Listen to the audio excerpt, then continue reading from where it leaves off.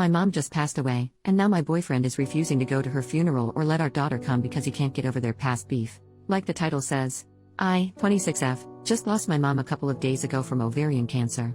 I'm devastated right now, and my boyfriend, 31M, who I've been together for a year and a half now, isn't helping me at all. My mom and I weren't on good terms before her death because of my boyfriend. John and my mom never got along because he's a deep-set atheist and my mom is very religious. Major issues popped up once I got pregnant and had my daughter. My mom pressed for me to have my baby baptized into the church, which I wanted to do, but John was dead set against it. He convinced me that baptizing her and indoctrinating her was a bad choice and that we should leave it to her to choose when she was old enough. I agreed. My mom didn't take this well at all, and after many angry and hurt arguments, she cut off contact with me. Not having my mom with me during my pregnancy or my baby's birth took a big emotional toll on me, but John insisted it was for the best and he didn't want my mom near my daughter at all and that my mom was evil for hurting me. At the time I was angry, so I agreed. I found out my mom was sick with ovarian cancer a month ago when she called me and wanted to talk. I was horrified and all the bull crap kind of just fell away. I tried to make the best of my time with her, brought my daughter to meet her grandma, and tried to build good memories with her. I'm happy to say we reconciled and my mom and I made our peace with each other before she died. I don't want to trash my boyfriend, but John has been a pain in the butt ever since I found out my mom was sick. He said she deserved it but quickly backed down when he saw how angry that made me. He refused to go with me to visit or help care for my mom. He didn't even really want to listen to me talk about how happy I was to reconnect with my mom. All he did was remind me that my mom hurt me and I should have no contact with her and she didn't deserve for me to speak to her. I told him that my mom isn't perfect, but my mom also raised me by herself and that she was my rock for many years and he should respect that. He said nothing outside telling me there was no value in talking to her. Now we're planning the funeral. I asked John to go with me, and he refused instantly. He said he hated my mom, that she was a cunt to our family, and that he wasn't going to church ever and it was rude and insensitive of me to ask. When I said I was taking my daughter, he had the nerve to actually tell me that I was not under any circumstances taking her. I have been through an emotional roller coaster this past week. I lost my mom after we finally made up. My boyfriend has been stupidly unsupportive, and now he's refusing to let me take my child to her grandmother's funeral and refusing to come to at least support me. My daughter is the one thing that brings me comfort and I want her with me. Is that so unreasonable? It seems like the more I push the more he digs his heels in and I just can't take it anymore. I don't know what to do. His attitude towards this entire thing is breaking my heart on top of my mom's death. Relevant comments. Commenter number 1. How does he plan on stopping you from taking her to the service? OP, he can't. I've decided that I'm taking her unless he tries to physically stop me, and even then, good luck. Commenter number 2. Your boyfriend is being completely irrational. He has no say in whether you go to the funeral, or whether you bring your daughter. He's making your loss about him. Hell, he made your relationship with your mother about him. Your pregnancy and birth was full of stress from his bullcrap drama he started with your mother. Go to the funeral. Bring your daughter. You deserve to say goodbye to your mother, no matter how tumultuous your relationship had been. I'm sorry for your loss. OP, I don't know if it's because I'm so upset, but I'm starting to see that too. It's always been about him. He's never accepted my wants and instead insisted on a compromise that favored him. I've had enough. OP on her mom. My mom actually cut me off when I said that we decided not to baptize my daughter. I tried for weeks and months to reach out to her and even texted and called when the baby arrived and got no response. I really wish I had tried harder, like gone to the house and knocked or even just tried to run into her and talk to her. I was really hurt by what my mom did and I let John talk me into thinking that my mom really was this mean, vindictive person for cutting me out of her life. Trust me when I say I regret it with all my heart now. Update, 5 days later. Thanks everyone that sent me condolences about my mom. It's been really hard these past several days, but I've been hanging in there okay. I tried being reasonable to John about he wanted to handle things.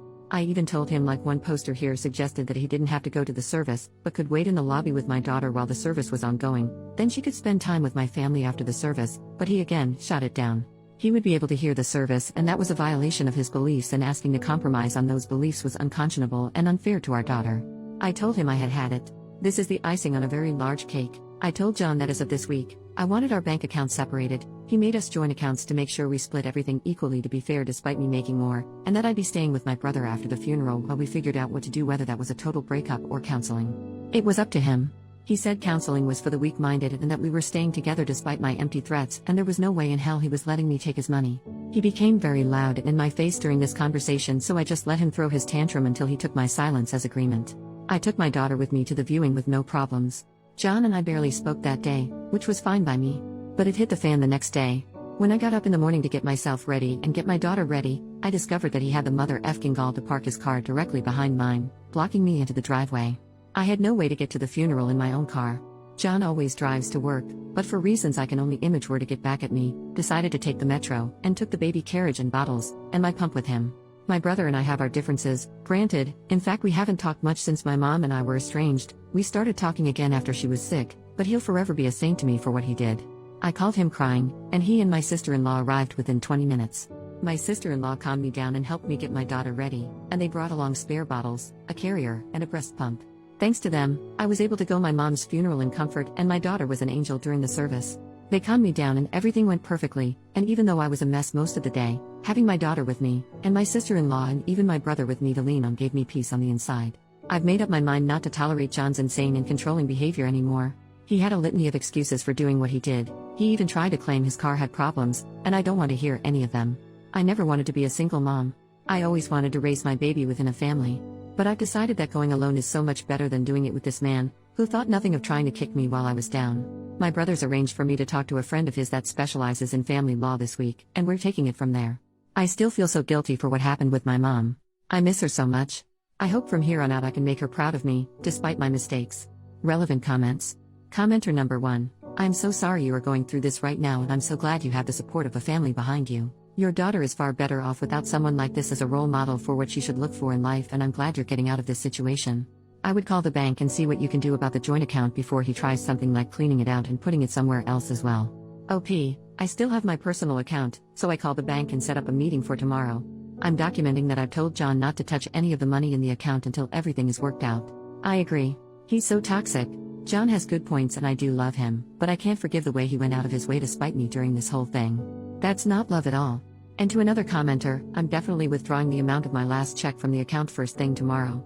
Commenter number 2, I just read your first post in this post. First off, I'm sorry for the loss of your mother. Secondly, I'm glad you are rid of that man. He's as toxic as they come. And thirdly, I'm glad you have a supporting family who came through for you. Anyways, your ex sounds downright horrible. In your first post you said he called your mother a cunt and said she deserved it. I would have left him then and there. No one talks like that about family, not even if you have differences with said family, especially if they have passed away. Any amazing qualities he had were all a charade and he showed you his true self. I'm proud of the fact that you realize that even though your daughter may not know her father, she is going to be better off. Take care of yourself and your daughter, OP. OP, I was so shocked when he said it I didn't know how to react. It literally didn't hit me until about the time I'd made up my mind to post here. He liked to act like my mom was abusive to him because of her religion, but his main grief with her was that she asked him to leave Grace once, and he reacted badly. Commenter number 3, had he ever had any violent action, punching a wall, etc.? I think everyone here is underestimating the risk that this man can have violent reactions in the future. OP, not wall punching, but he'd slam things like the cabinets or the dishwasher or doors, or he'd rattle a chair or something. Nothing crazy violent, just weird.